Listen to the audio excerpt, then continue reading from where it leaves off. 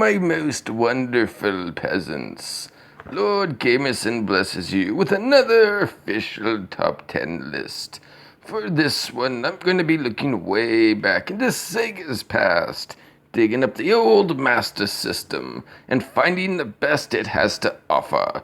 With this video, I'm implementing a rule for many of the official top 10s. One game per franchise when it's applicable. You know, spin-offs may not count, that kind of thing. So if there's, say, 3 Sonic games on the Genesis, and all of them deserve to be on the top 10, and 3 of another franchise, oh well, you get the idea. Let's get on with the show. Lord Gamerson presents the top 10 Master System games. Number 10. Phantasy Star. Sega's answer to Final Fantasy. Phantasy Star has you hopping across the galaxy. Phantasy Star chronicles the tale of the mighty Alias, as she quests to defeat the evil overlord King Lasik. Alias, with her reliable companions, traverse harsh planetary landscapes, battle an endless number of bloodthirsty aliens, and find some kick-ass gear. All this in a noble quest to defeat the evil King Lasik. Phantasy Star provided a grand adventure through the cosmos, a limited but decent for its time story in a dungeon system, while somewhat annoying today, was common at the time, and it was actually largely pioneered by this game. The dungeons aren't that bad though, and Phantasy Star is still a solid RPG experience. Number 9. Shinobi. You play as Joe the Ninja in this wonderful little action platformer. The arcade port plays very well on the Master System. The arcade version has one-hit deaths, but the Master System goes easy on you, as you get yourself a nice little life bar. Lord Gamerson likes ninjas. Lord Gamerson was a Japanese ninja about 300 years ago. I was there for a good few years. I lived in a ninja clan monastery with about 15 other ninjas or so. We kept Japan safe. Well, not just us, there were a lot of clans. It was a good experience. Shinobi on the Master System is good fun.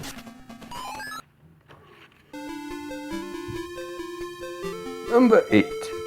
Master of Darkness. Castlevania on the Master System. Master of Darkness on the Master System is a really good action platformer. Armed with your mighty pocket knife. Wait, that's not a mighty weapon. You play as Dr. how do you pronounce that? Dr. Solstice.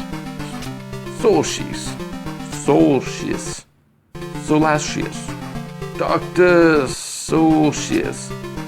Well, anyways, you play as Dr. Solstice. You are on a mission to take down Dracula. This is hilarious now. Dr. Solstice's battlewear is a business suit. Actually, that kind of makes him more badass.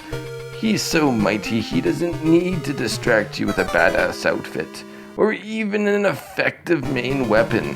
You know when you see the good doctor coming, you start praying to whatever Dark Lord you subscribe to. You do get some cool weapons though, axes, swords, pickaxes, oh my. If you want to play Castlevania on the Master System, get Master of Darkness.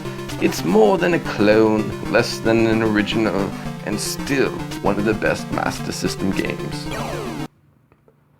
Number 7. Streets of Rage 2. Streets of Rage 2 is one of the best games on Genesis, and it's also one of the best games on the Master System. Everything is smaller on this game on the Master System.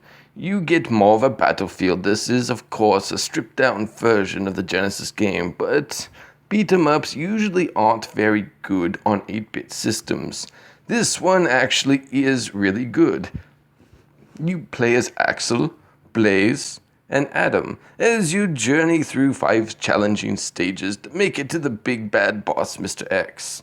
Lord Gamerson likes the classic beat-em-up genre. There are not many good ones on the 8-bit systems. Streets of Rage 2 on the Master System is one of the best.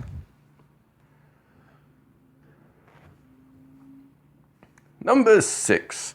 Golden Axe Warrior. Ready for some medieval hack and slash action? Well, you better look somewhere else, because this is a Zelda clone. Yes, my friends, they turned Golden Axe into a Zelda clone, and it's actually really quite great as well. It's not as good as, say, the Nintendo Legend of Zelda, but it's still quite great. Maybe lower level great, but still great nonetheless. It doesn't just play like Zelda, it looks like Zelda too.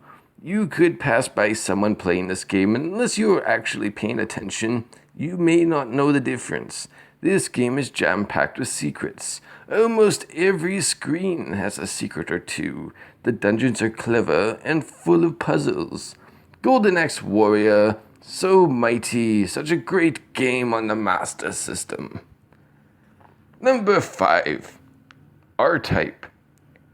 This is probably like one of 30 ports of this arcade classic. You can almost find RType everywhere, but there's a reason for that. You see, my most wonderful peasants, RType is a masterpiece of a shooter. Lord Gamerson isn't sure where he would rank this with the other RType ports, but it would probably be pretty high up there. This game is classic great. Who doesn't love that floating orb power-up? That thing's so cool. It attaches, detaches, and you can keep attacking with it. In RType, you dodge the shooting, and you'll be dodging and shooting and dodging and shooting. You'll dodge the environment, as well as enemy attacks. This game is hard. Very, very hard. You do get unlimited continues, but it's only one life per level, and you'll be playing those levels a lot. You better be ready for perfection, but to get perfection, you need to give perfection. RType is not easy. It will not hold your hand or tell you bedtime stories. It's a hard-as-nails enemy, and it's your privilege for the opportunity to conquer it. Number 4. Mickey Mouse Castle of Illusion. Mickey Mouse Castle of Illusion is a masterpiece title for the Master System. The graphics are some of the best on the system. The controls and gameplay are excellent. Mickey moves quick and smooth. This is not a remake port of the Genesis. This is its own game. It's a hardcore platformer. It's not super easy, but it's of the highest quality.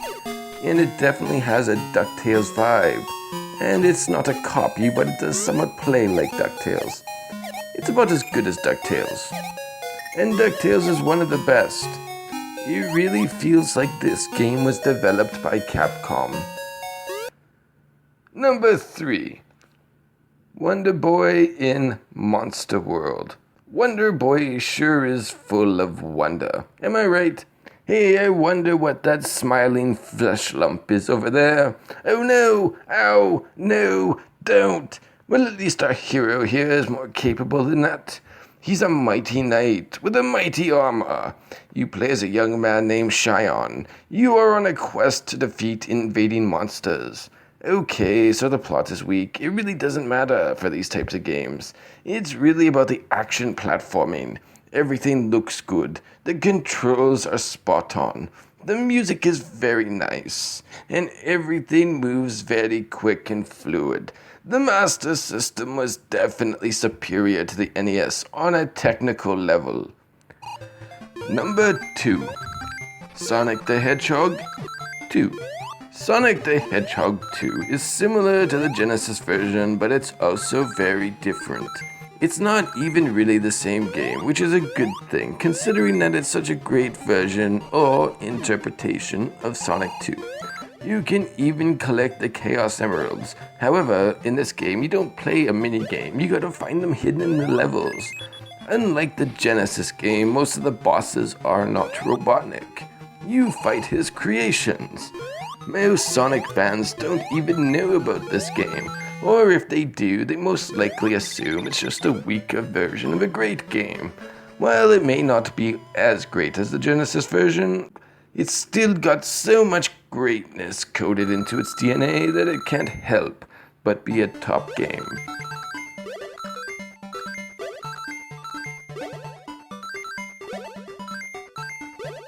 Number 1. Golvelius. Golvelius, like Golden Axe Warrior, definitely has a Zelda feel to it. Golvelius is an action RPG. The game has a great anime look. The graphics are some of the best on the system. The basic story is the princess goes out to look for a herb to cure her father, but she never returns.